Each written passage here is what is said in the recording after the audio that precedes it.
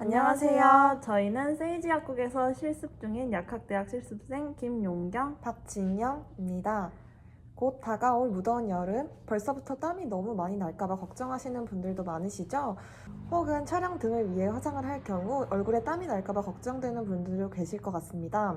이번 영상에서는 이럴 때 도움이 되는 다한증에 사용되는 두 가지 성분에 대해 차이점과 해당 제품들을 소개해드리겠습니다. 먼저 다한증이란 조직학적으로 땀샘이나 자율신경에 이상 소견이 없이 열이나 감정적인 자극에 반응하여 체온을 조절하는 데 비정상적으로 많은 땀을 흘리는 질환을 말합니다. 땀은 인체의 체온을 조절하는 정상적인 방어 기전이지만 과도한 열을 냉각시킬 필요가 없을 때 땀이 정상 이상으로 나오게 될 경우 치료가 필요합니다. 다한증을 겪을 경우 손이나 발, 겨드랑이, 머리 등에 필요 이상의 땀이 발생해 사회생활 및 대인관계에 지장을 주기도 합니다. 손 다한증은 주로 어린이나 청소년기에 나타나고 겨드랑이 다한증은 사춘기 때 혹은 20대 초반부터 증상이 나타나 평생 동안 변화 없이 지속되고 특히 예민한 사춘기 동안에 더욱 심해진다고 합니다.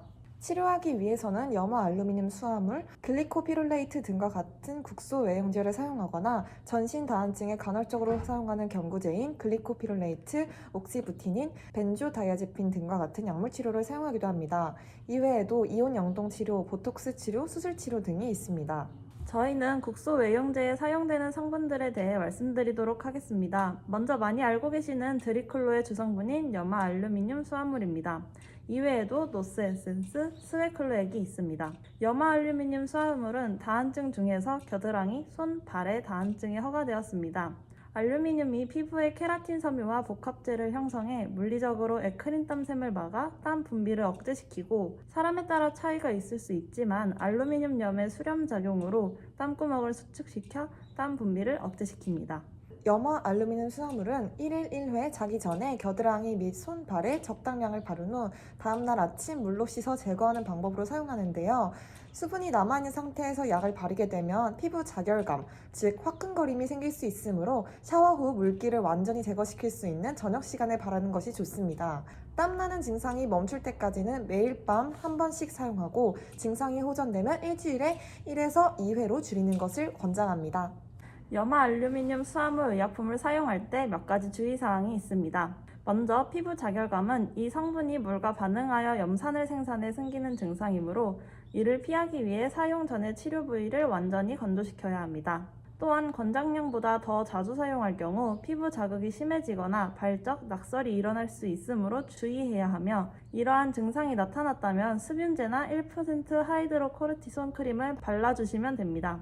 뿐만 아니라 약물 내에 상당량의 에탄올이 함유되어 있어 과량 투여 시에는 전신 흡수될 수 있으므로 주의해야 하며 약을 바르고 한번 씻어내기 전까지는 의복, 기금속 및 광택을 내는 금속 표면과의 직접 접촉을 피해야 하므로 일상 활동 중 추가로 바르지 않도록 해야 합니다.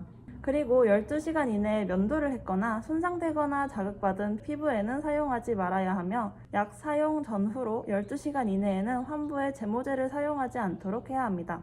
마지막으로 눈, 콧구멍, 입 또는 기타 점막의 접촉을 피하고 우발적으로 접촉하였을 경우에는 물로 잘 닦아내주시면 됩니다.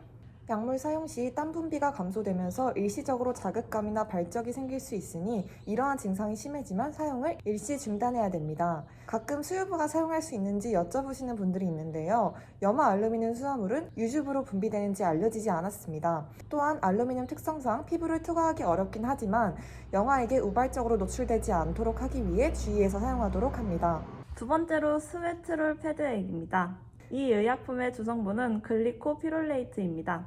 글리코피롤레이트는 염화 알루미늄 수화물과는 다르게 안면 다한증에만 허가가 되었습니다. 항콜린제로서 평활근, 분비선 등의 아세틸콜린의 활성을 가역적으로 억제하는 효과가 있어 땀 분비가 억제됩니다.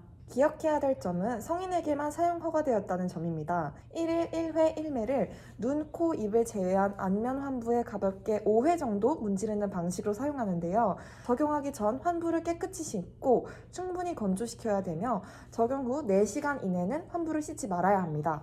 이 의약품 역시 사용할 때 주의사항이 있습니다. 먼저 눈, 코, 입의 점막에는 사용하지 않도록 하며 약액이 묻지 않도록 주의해야 합니다. 벗겨지거나 손상된 피부 또는 최근에 면도한 부위에는 적용하지 않도록 하고 적용 후 4시간 이내에는 씻지 말아야 합니다. 또한 컨택트 렌즈를 착용해야 하는 경우에는 렌즈를 먼저 착용하고 난 후에 이 약을 사용하거나 혹은 약을 사용하고 난 후 손을 깨끗이 씻고 렌즈를 착용해야 합니다. 12세 이하의 소아에게는 금기이므로 절대 사용하면 안 되고 녹내장 환자 및 폐쇄성 위장관 질환 환자 또는 폐쇄성 요로 질환 환자, 마비성 장폐쇄증 환자, 금무력증 환자 등에게는 사용하지 말아야 합니다. 약물을 사용하게 되면 입마름증, 선등으로 인한 시야 혼탁, 어지러움, 두통, 발진, 자극감 등의 증상이 나타날 수 있습니다. 만약 증상이 너무 심하게 나타날 경우에는 사용을 중단하고 의사 및 약사와 상담하시기 바랍니다. 글리코피롤레이트 역시 유즙으로 분비되는지 알려지지 않았으나 수유부에게 투여하지 않도록 권고하고 있습니다.